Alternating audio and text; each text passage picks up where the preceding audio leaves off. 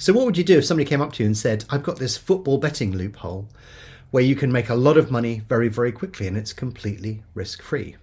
Would you, A, pile all of your money that you ever possibly own into this one strategy and make enormous amounts of money and retire to a desert island?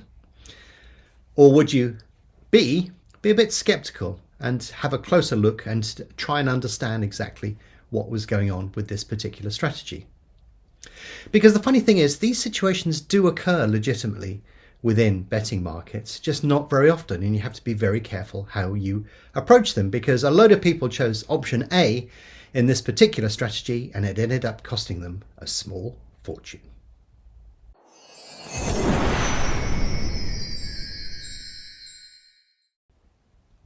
So before we talk specifically about what happened on this occasion, I need to give you a bit of education. I need to help you understand one really specific part of a betting market that's really critical to pretty much everything that you do. But it can also unearth opportunities for you. But necessarily, if you don't understand this, then you could get it wrong, just like the people did in this video. So let us understand exactly how a betting market is priced and why that's important to this particular strategy and this particular story.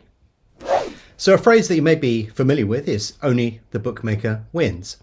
And very often people sort of say, well, how is it that the bookmaker can only win in the long term? And the secret really is to do with the way that odds are created.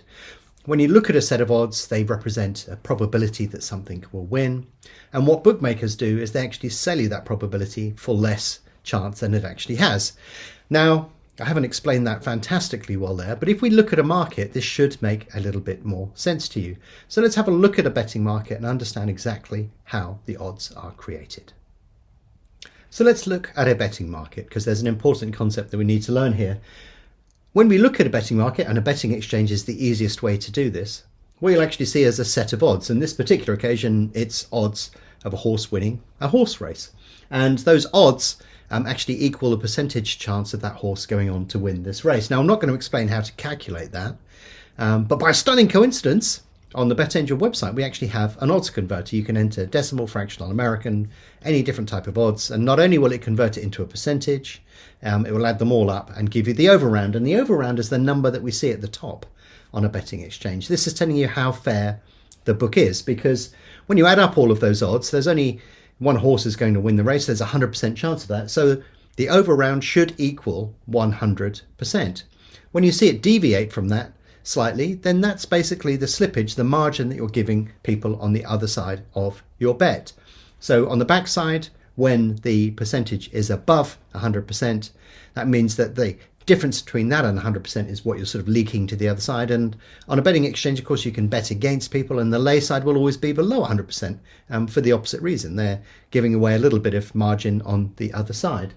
But basically, each one of the odds that you see in a betting market represents the chance of something actually winning that event, and they should all add up to 100%, but they never do, simply because somebody needs to make some money by offering those odds to the market.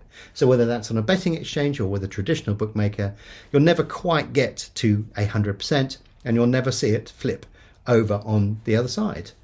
Or will you? We'll come on to this in a second. But yeah, that's what you're looking at when you're looking at a betting market.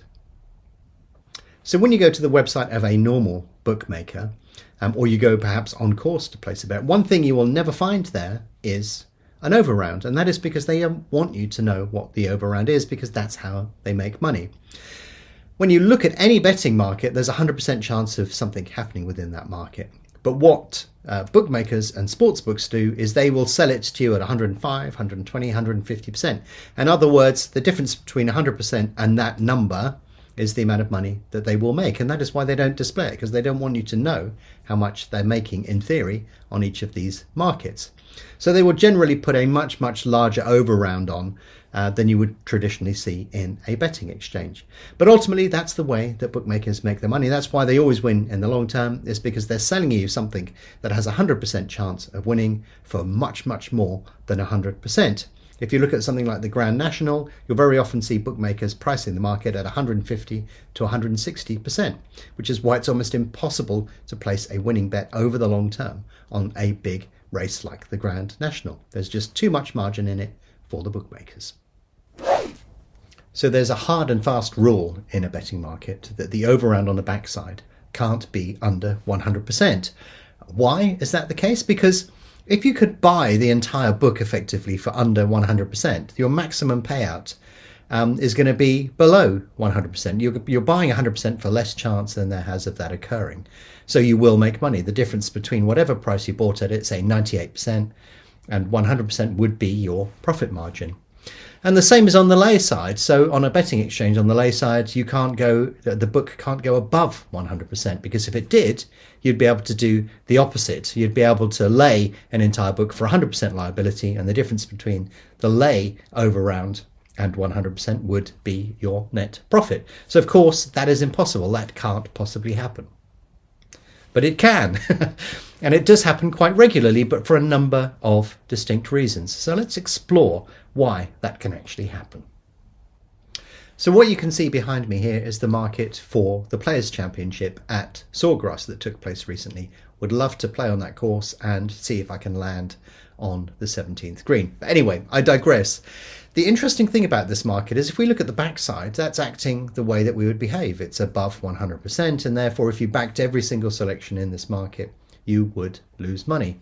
But have a look at what we can see on the lay side here. You can see that the lay side is actually over 100% itself. And we've just said that if you actually have a layover round that's above 100%, you can effectively make money by laying everything in the field, and you'll only have 100% liability. So what is actually going on here? Why do we find that the lay side is over 100%? Well, there is an explanation, because you could go into this market, you could lay everybody in this field, and you would be making good money. But the reason that the market is distorted like this is because of Rory McIlroy. In a previous tournament, he pulled out in the third round with a back spasm, and there was a bit of doubt as to whether he would actually participate within this market. And if you look at McIlroy's price, you can actually see that that makes up about 5% of the market. If you don't know how I've worked that out, use that odds calculator to work it out for yourself. So what the market is doing is it's pricing in the chance that he may not play, because if you managed to lay every selection within this market and Rory McIlroy withdrew, then that percent at the top of the lay side is completely false. You'd have to take 5% off of that if Rory McIlroy actually withdrew from the tournament. Basically, all those bets would be void, and the entire market would look completely different. And this is often what happens within a variety of different markets. Sometimes you'll get reserve runners in horse races, and that will distort the book and create a market that is essentially a false market. But also in a number of different things, especially in sort of special bets, selections can come in out of the market, and that creates a distorted book. So it's always important to understand exactly what you're looking at. Now, the funny thing about this is Rory McIlroy actually did play. He skipped the practice rounds, had lots of treatment on his back, and he actually went on and played in this particular tournament. And therefore, this was actually an opportunity. You could have made a lot of money if you knew that he was going to play. But of course, the risk here is that he didn't play, and then you would have ended up sitting on a huge loss. So it's really important to understand the way a market is built, because that can tell you if there's a real legitimate opportunity or not. And if you don't understand that, then you could get into a lot of trouble. And this was exactly what happened a few years ago when somebody went on to Money Saving Expert. How ironic. Maybe they should have changed the title of that site for this particular issue. But they went into the forum there and they started posting up about how they could actually lay an entire book above 100% and net a profit, because their maximum liability was only 100%. And, ironically as well, they said, please call me a fool. I think we can call you a fool now. They couldn't see what the particular flaw was. And when people were starting to query it, he was saying, well, no, actually, I've already up a significant amount of money on this. So there's absolutely no way that I can lose. But of course, this all comes down to what sort of market were they operating in. And the market they were operating in was the first goal scorer market. And the way that these markets are listed on a betting exchange and with bookmakers is that they put a whole list of names there in terms of who could be the first goal scorer, regardless of whether they're actually going to play in the match or not. They put these markets up, they list a whole squad of players, and then when they actually know what the team is, then they remove all of those other players out of the market. So in that example that we had with Rory McIlroy at the Players, he did actually go on to play. But of course, in a football team, you can only have 11 players on the pitch at any one point in time. So they had to pull out all of those other players. So what you were looking at there was a classic false market. The overround on the lay side was way, way much higher than it should have been, simply because there were more players in there than could possibly play. And when you removed all of those players, necessarily that overround would look a lot more normal.